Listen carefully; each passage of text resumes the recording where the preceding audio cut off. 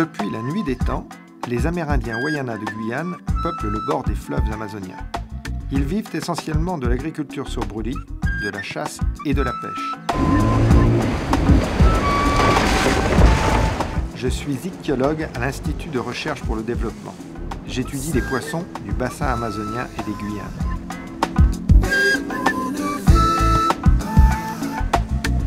Au cours de cette nouvelle mission, nous allons suivre une forme de pêche très particulière, pratiquée par les Wayana, la pêche à la nivrée. Ce terme de nivrée trouve son origine au XVIIe siècle. Les voyageurs de l'époque disaient que les poissons étaient comme sous, enivrés.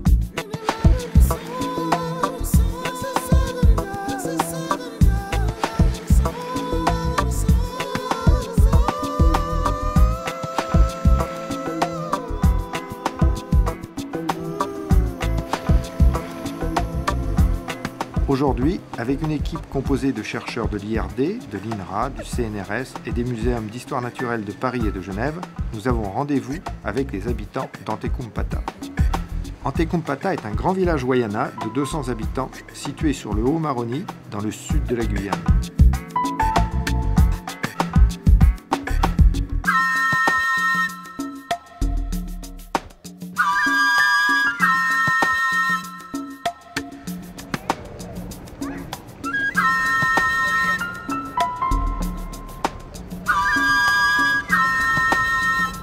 Les Wayana sont à la fois étonnés et intrigués que l'on vienne étudier leur méthode de pêche.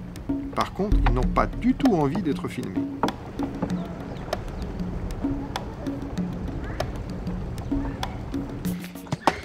Les Wayana d'Antekum nous ont prêté une maison au milieu du village qui nous servira de base pendant les 5 semaines que nous allons consacrer au suivi des pêches. Hélène Pagési, anthropologue au CNRS, va travailler avec les enfants du village. Elle leur demandera d'illustrer les mythes et les récits Wayana sur la pêche.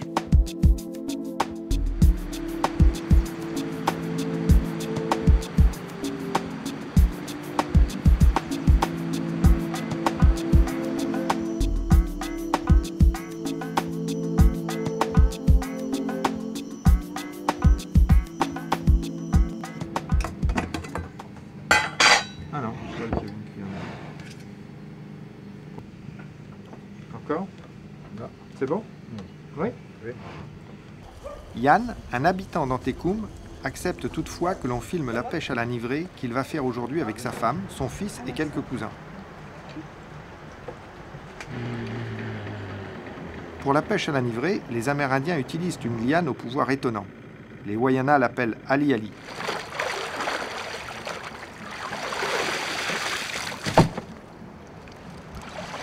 Yann part aujourd'hui avec 3 fagots de liane.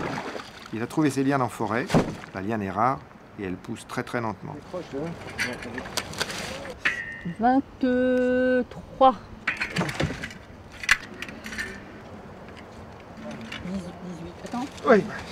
Mais ça bougeait. Peut-être 19 alors. Ouais.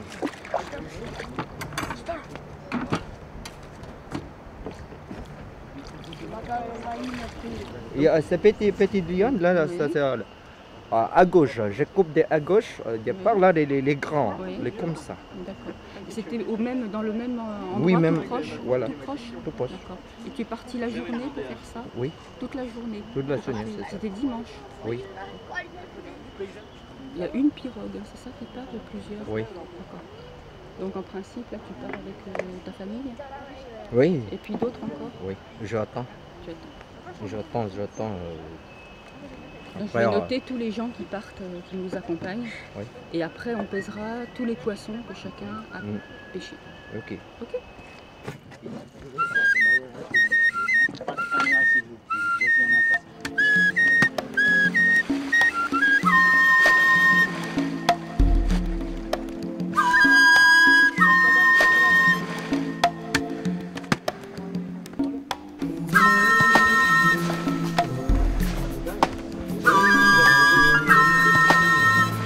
C'est Yann qui a décidé quand et où aura lieu la pêche. Il s'agit d'atteindre une zone de petits rapides située à 4 ou 5 km environ et qui n'a pas été pêchée récemment.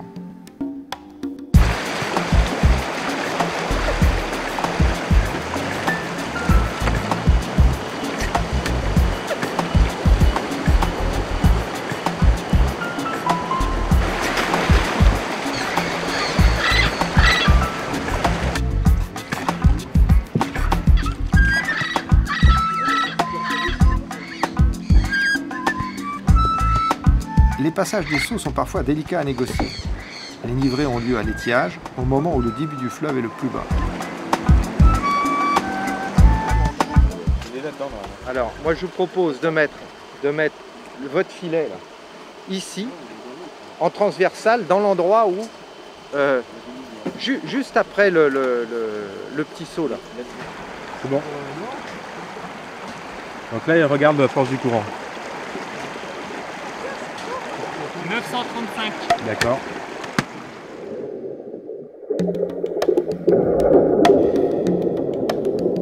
Pénéade et Yves vont prendre des invertébrés. On va poser un petit filet fin pour prendre la dérive des petits poissons ici et un autre encore plus fin de l'autre côté là-bas pour prendre la dérive d'autres petits poissons. Et pour prendre la dérive des gros poissons, plus gros, on va poser un tramail en travers là et un tramail juste en aval de cette petite île. Alors on va essayer effectivement de voir quels sont les types d'invertébrés qu'il y a dedans, avant et après la nivrée, pour avoir une idée de l'impact de la nivrée sur les invertébrés.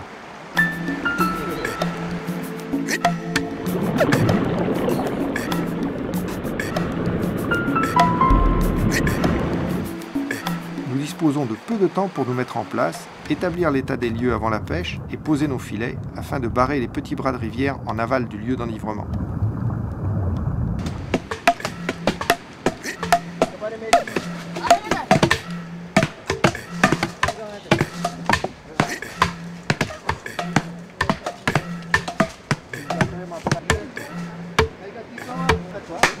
Maintenant, la nivrée a vraiment débuté. Elle commence par le battage des lianes, des gestes certainement répétés par des générations d'Amérindiens.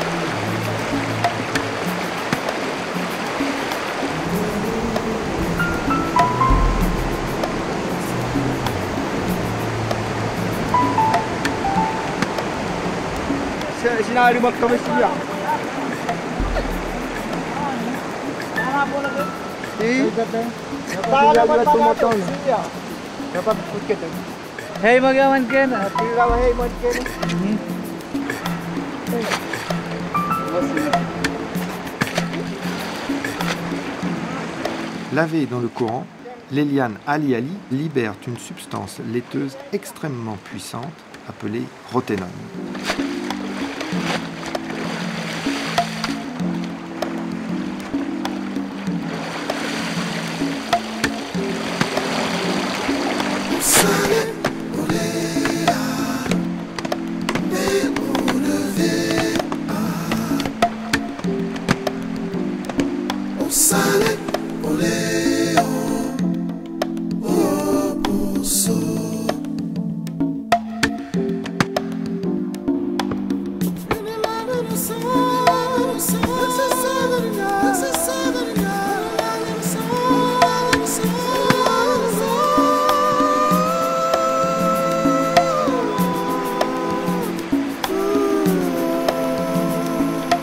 La roténone agit sur la respiration des poissons en bloquant le transfert de l'oxygène de l'eau vers le sang au travers des branchies. En quelques secondes, les poissons sont asphyxiés. Ils remontent à la surface avant de mourir, de couler ou d'être emportés par le courant. La molécule active ne pénètre pas dans les muscles des poissons, qui peuvent donc être consommés sans danger.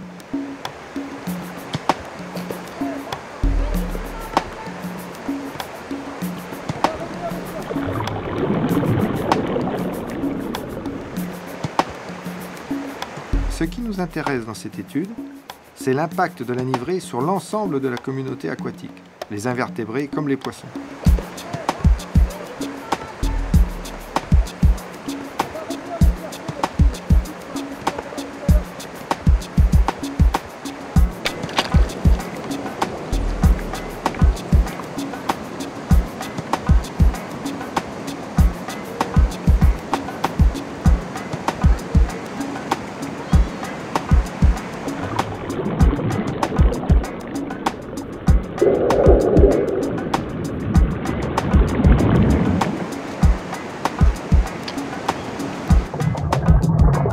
Toutes les espèces de poissons sont sensibles à la roténone. Heureusement, cette molécule en solution dans l'eau est très peu stable et rapidement inactivée par la lumière et la chaleur.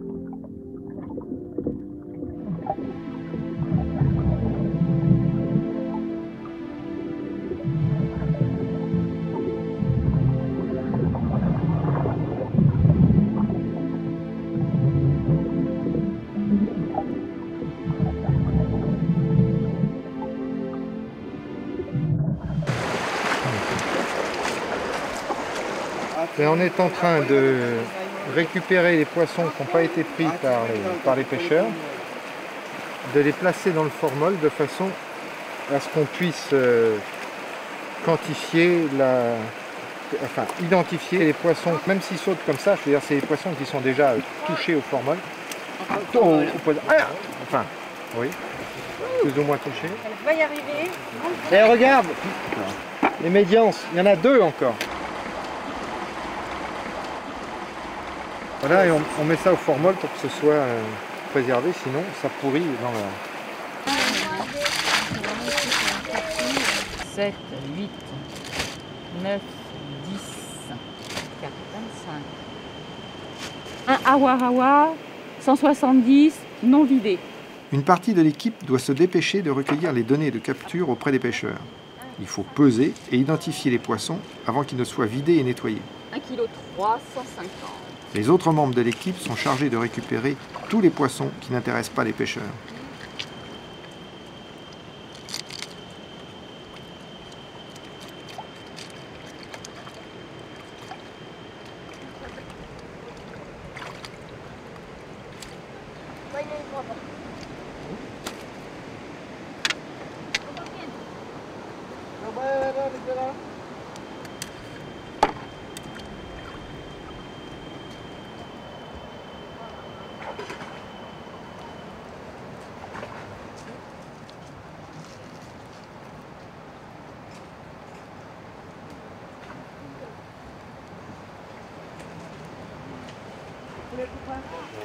C'est pratiquement impossible de récupérer tous les poissons qui dérivent. Et on pose des filets dans des endroits plus ou moins stratégiques qui représentent une bonne partie du flux, et des filets à petite maille pour coincer des petits poissons qu'on n'arrive pas à récupérer dans le flux. et qui vont nous permettre de quantifier la mortalité en l'additionnant aux poissons qui sont restés au fond des mares, aux poissons qu'on récolte en choisissant un certain nombre de mares. Ici on a choisi 1, 2, 3 mares, et aussi en pesant les poissons qui sont récoltés par les pêcheurs. Quant à nous, on va aller d'ici peu rechercher les poissons qui sont dans les gros filets de dérive là-bas.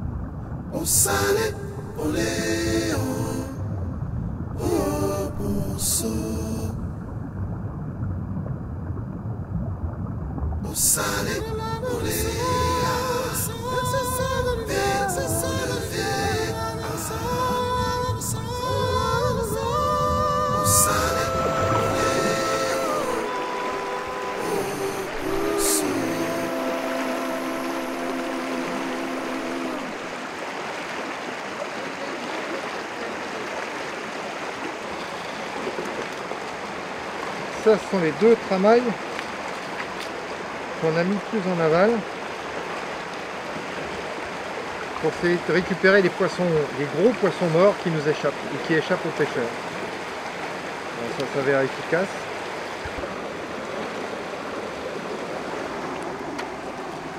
Il ne faut pas le casser. Un aïmara. Comme ça.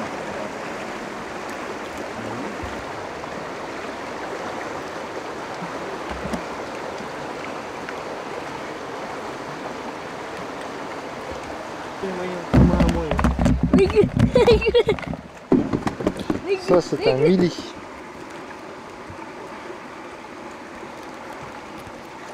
Myocystrus medians, remarquable par ses petits points et par cet harnachement sur le perculum. C'est impressionnant, hein. Voilà. C'est des poissons roches, des poissons qui râpent la roche avec leurs petites dents. Voilà.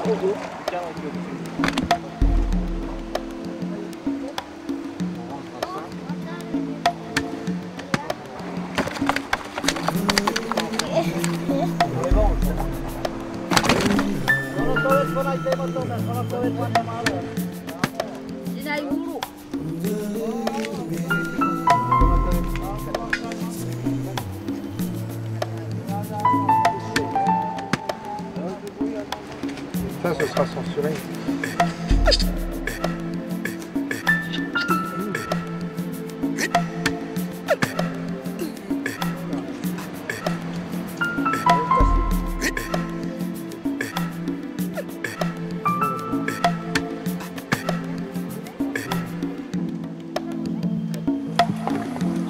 On a récupéré dans un filet de dérive un de petits poissons qui va nous permettre de relativiser ce qu'on a pris dans le fond des mares, parce que parfois il y a des poissons qui dérivent très vite et qu'on ne voit pas dans le fond des mares. Alors on a par exemple des Triporteus qu'on n'avait pas pris dans les mares, des Briconops en masse, petits piranhas, et je vais en garder quelques-uns dans l'alcool, c'est pour ça que je vais assez vite, parce que je ne veux pas qu'ils pourrissent.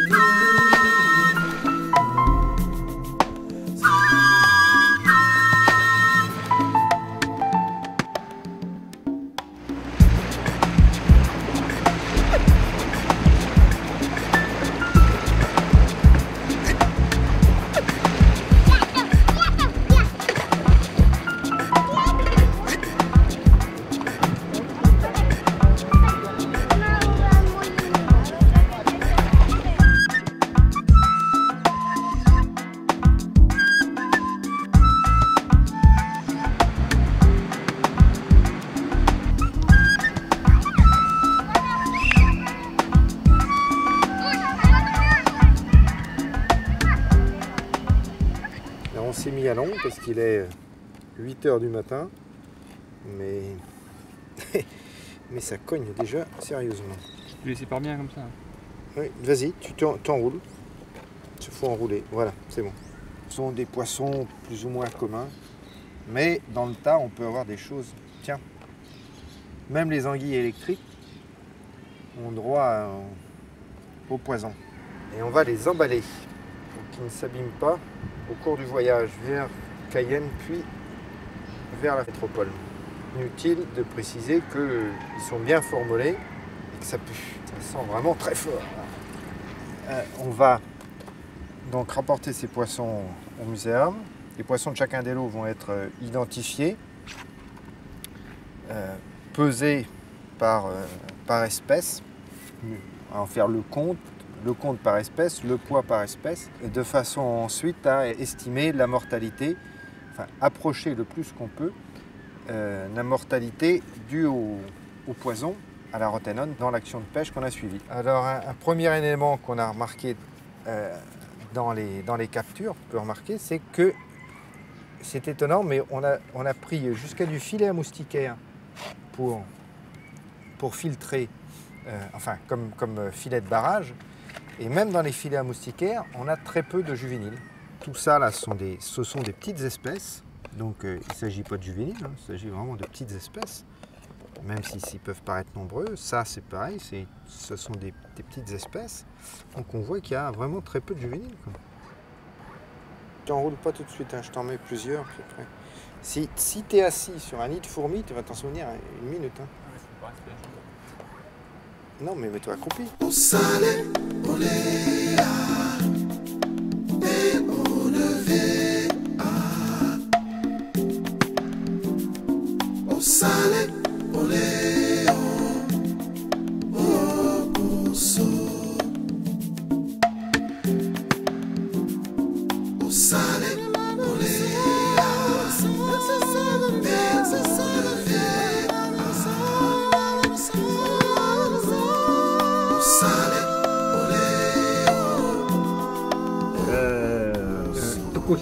Tokushi. Et ça, Tokushi? Tokushi. Sale, olé.